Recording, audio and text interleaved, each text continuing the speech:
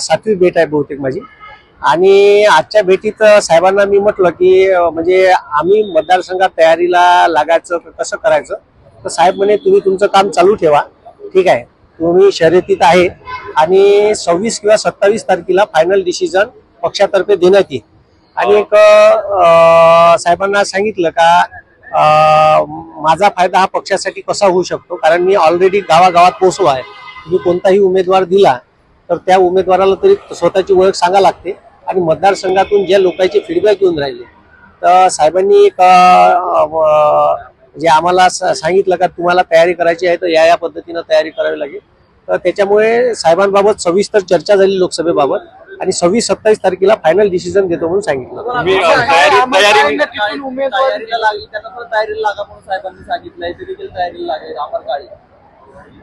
ते तयारीला लागले पण अजून फायनल डिसिजन कोणाच बद्दल झालं नाही आहे, ठीक आहे। ते ऍक्च्युली काँग्रेसचे आहे आणि काँग्रेसचे असल्यामुळे त्यांना उमेदवारी देणार ते सध्या तर ठाम होते का मला, ठीक आहे, ही सीट काँग्रेसला सोडा, ही सीट शेअरिंग मध्ये राष्ट्रवादीला आली आहे आणि त्याच्यामुळे त्यांना काँग्रेस सोडावं लागेल ना राष्ट्रवादीत यावं लागेल। ते तुतारीवर किती दिवस राहू शकते हा बी प्रश्न आहे। त्यांनी तयारी त्यांना सांगितली तुतारीवर लढायची किंवा यदा कदाचित हाती घेतली की आता तुतारीचा प्रचार चालू केला नाही, ते ऑलरेडी काँग्रेसचे आहे ना, तुतारी हाती घेतील ना, समजा ते समजा नाही निवडून आले ते परत 2 दिवसानं वापस जातील, त्याची का गॅरंटी?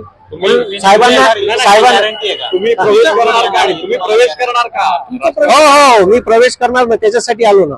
नाही म्हणजे उमेदवारी भेटली तरच प्रवेश करणार की आधी पक्ष प्रवेश आला तुमचा? नाही, पक्ष प्रवेश व्हायचा आहे, ठीक आहे, ते बोललो मी साहेबांसोबत की मी शेवटपर्यंत एकनिष्ठ राहील आणि मी जिंकलो हारलो हा नंतरचा विषय आहे। तुमच्या उमेदवारीवरती महाविकास आघाडी महाविकास आघाडी म्हणून तुमच्या उमेदवारीवरती प्रश्नचिन्ह उपस्थित केले जाऊ शकतात की काँग्रेस किंवा उद्धव ठाकरेंची शिवसेना म्हणू शकते की पक्षामध्ये जी व्यक्ती नाहीये तरी सुद्धा त्या व्यक्तीला सीट शेअरिंग मध्ये ही जागा दिलं, अशा वेळी नेमकं तुम्ही काय करणार? आधी पक्ष उमेदवारी मागणार? नाही, आधी पक्ष प्रवेश करणार मग उमेदवारी मागणार, कारण हा ठीक आहे हा प्रोटोकॉलच आहे कोणत्याही पक्षाचा की पहिले पक्ष प्रवेश ना मग उमेदवारी, ठीक आहे। त्याच्यावर 6-7 वेळा भेटला, मग तुम्ही प्रवेश का नाही केला? आणि तुम्ही प्रवेश केला तर तुम्हाला हे सगळं सोपं होईल असं नाही वाटत का? नाही, तसंही मी ऑलरेडी महाविकास आघाडीचंच काम करत आहे। मी जिथं जिथं सभेला जातो माझ्या सभेला 5 ते 10 हजार लोक असतात आणि या महाराष्ट्रातला कोणताही आमदार खासदार प्रस्थापित, ठीक आहे, हा सरकारच्या विरोधात बोलायला तयार नाही, त्यांना ईडी सीबीआयचं भेव आहे। तर माझ्या बापाच्या घरी काही प्रॉपर्टी कमावून नाही का माझ्या घरी ईडी सीबीआय, त्याच्यामुळे मी बिनधास्त बोलतो आणि सरकारच्या चुकीच्या धोरणावर आतापर्यंत टीका सडेतोड करत आलो आहे। त्याच्यामुळे आतापर्यंत कोणतेही आमदार खासदार जेवढे बोलले नाही मोदी सरकारच्या विरोधात तेवढं मी माझ्या व्हिडिओतून जनजागृती केली आहे।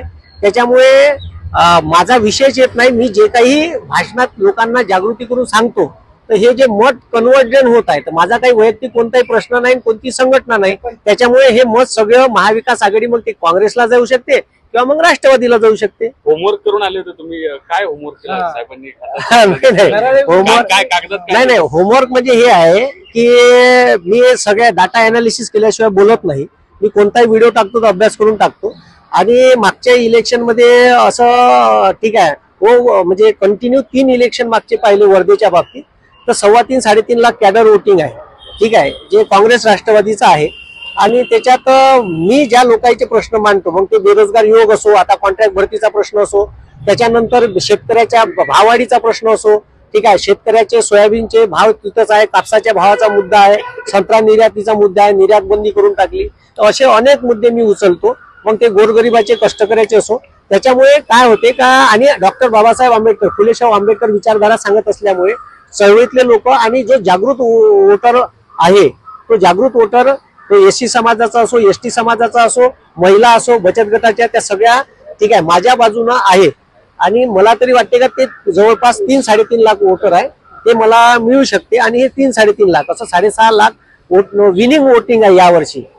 धोरणात्मक भूमिका स्पष्ट राहिलेल्या आहेत, म्हणजे तुम्ही सतत जे बोलताय निवडणुकीत केवळ धोरणात्मक भूमिका नाही तर लोकांचं समर्थन गरजेचं असतं। तुमच्या व्हिडिओ व्यतिरिक्त लोक तुमच्या मागे उभे राहतील याचं काय कारण तुम्हाला वाटतं, जे तुम्ही शरद पवारांना कन्व्हिन्स करू शकता की तुम्हाला उमेदवारी मिळावी? याचं कारण मतांचा क्वांटम मोठा आहे, इतक्या मोठ्या प्रमाणावरती मतं मिळवण्यासाठी एकतर लोकांमध्ये जाऊन काम केलेलं असावं लागतं, चेहरा पॉप्युलर असावा लागतो किंवा काहीतरी करिस्मॅटिक रिझन असावं, तुमच्याकडे असं काय? मला हे सांगा की जे आता म्हणजे ज्या लोकांना सीट देत आहे त्यांनी लोकांसाठी काम का केलं? ठीक आहे, जे आता अमर काय जे आता सिद्धा दावेदारी ठोकत आहे का मी तुतारी हातात घेणार, तर त्याचा प्रश्न असा आहे का त्यांनी त्याच्या आर्वी शहराचाच विकास नाही केला. आर्वी वरून तळेगावचा एक रस्ता आहे 10 वर्षापासून रखडत पडला आहे, अजून तोच मुद्दा त्यानं क्लिअर नाही केला. त्याच्यानंतर जे बीजेपीचे डिक्लेअर झालेले आता सध्या खासदारकीचे उमेदवार आहे रामदासजी तडस, मागच्या 10 वर्षापासून आहे. रेल्वे बोर्डाचे अध्यक्ष आहे, 2 रेल्वेच्या पुलाचं काम नाही केलं, एकही MIDC कंपनी आणली नाही आणि शेतकऱ्याचे मुद्दे तर मांडायलाच तयार नाही. एक ऑडिओ क्लिप त्यांची व्हायरल झाली आता सध्या का ते म्हणतात का तो सरपंच म्हणत आहे एका गावचा का तुम्ही शेतकऱ्याच्या भावाडीचे प्रश्न तुम्ही संसदेत मांडत काऊन नाही, तो विरोधी पक्षच नाही आहे म्हणते तर मी कसा मांडू. म्हणजे यायले मतदान कायच्यासाठी करते लोक का तुम्ही आमचा आवाज तिथं बुलंद करा, आणि हे पक्षाची चापलुशीगिरी करते. हुजरेगिरी जे पक्षाची करणं चालू आहे, हे पक्षाच्या हुजरेगिरीशिवाय कोणताही मुद्दा संसदेत मांडत नाही, म्हणून संसदेत तुतारीद्वारे आपला आवाज बुलंद करीन असं मी साहेबांना म्हटलं. जर नाही मिळालं तर अपक्ष लढणार, त्याच्याबाबत सध्या काही सांगता येत नाही. ठीक आहे, माझे जे 6000 मुलं आहे वेगवेगळ्या 6 मतदारसंघात ते सगळे माझ्या बाजूने आहे. आता ते फोर्सफुली म्हणत आहे का कोणी हालती तुम्ही तिकीट आणण्यासाठी प्रयत्न करा, पण मी कंटिन्यू झाले 6-7 दिवस झाले इकडेच आहे.